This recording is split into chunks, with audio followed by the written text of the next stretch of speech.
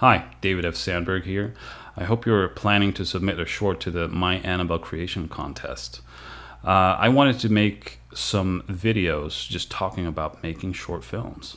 And I figured I'd start with talking a little bit about ideas, because that's something that I've found, and maybe you found that too by now, is really hard. And when you're limited by no budget, like Lotta and I have been for all of our shorts, you kind of have to let your location and your whatever props you have sort of inspire what kind of story you make. And the way we sort of come up with most of our shorts have been to just walk around our location, usually our house, our apartment or somewhere nearby, preferably at night when it's dark, and just try to be open and think, okay, what would freak me out? Like, what could I see or what could I experience that would really make me shit my pants? And, looking at our shorts, what they all have in common really is realizing that you're not alone. Usually you're trapped in a place and then you realize that you're not alone, whether that's your basement or your attic or your bed. And I think that's something that's a source of horror in a lot of stories, really, especially supernatural horror, where you find that, holy shit, I'm not alone. There's some sort of presence here. But yeah, that's sort of how we've come up with a lot of our stories, just trying to be inspired by whatever location or props we have.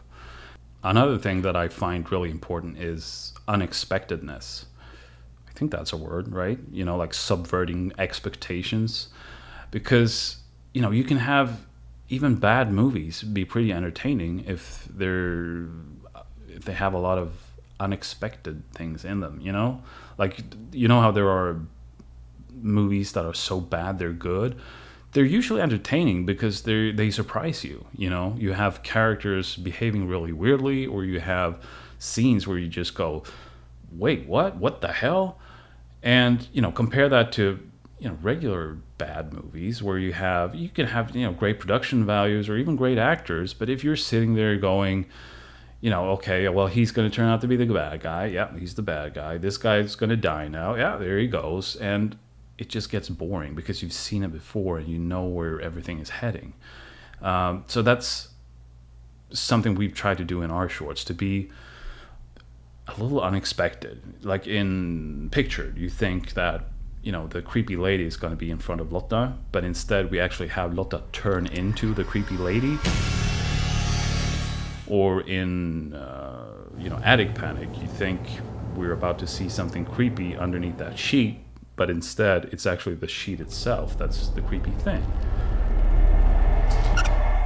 So the trick is to really think, okay, have I seen something like this in a movie or a TV show or something, and how did it play out then?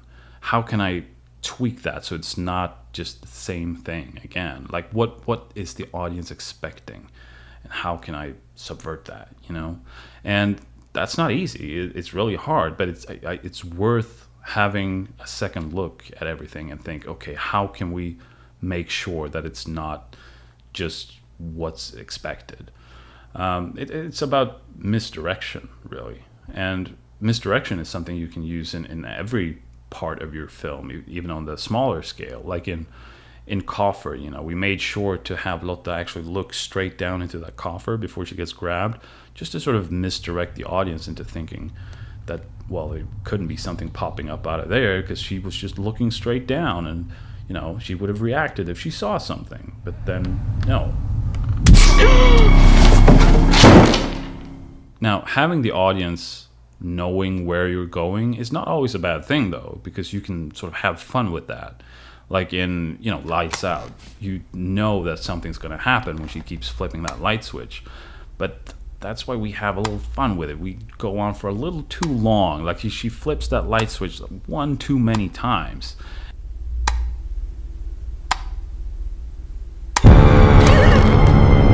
And the same with Attic Panic, we know we're about to see what's underneath this sheet, so we have Lotta pull on it for just a little longer than the sheet actually is.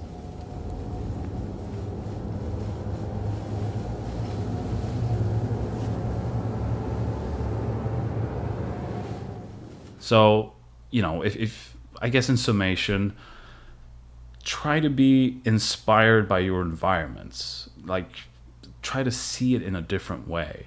And if you have a situation where the audience knows where you're going, have fun with it and sort of stay in that moment for a little longer. And most of all, just try to be unexpected. Try to just tweak things at least a little bit so to make it your own. And there's a creepypasta out there that's a dad putting his son to bed, and the son says, "Can you check underneath the bed for monsters?" And when the dad checks underneath the bed, he sees his son underneath the bed, and the son says, "Dad, there's someone in my bed." I've seen this one turn into shorts so many times now, and I even saw it in a trailer for a feature film recently. And some of those shorts look really good, like they have good production values and everything, but they never do anything for me because I know exactly where they're going because I've seen it before. So please don't do that one, and try to be a little unexpected, and good luck.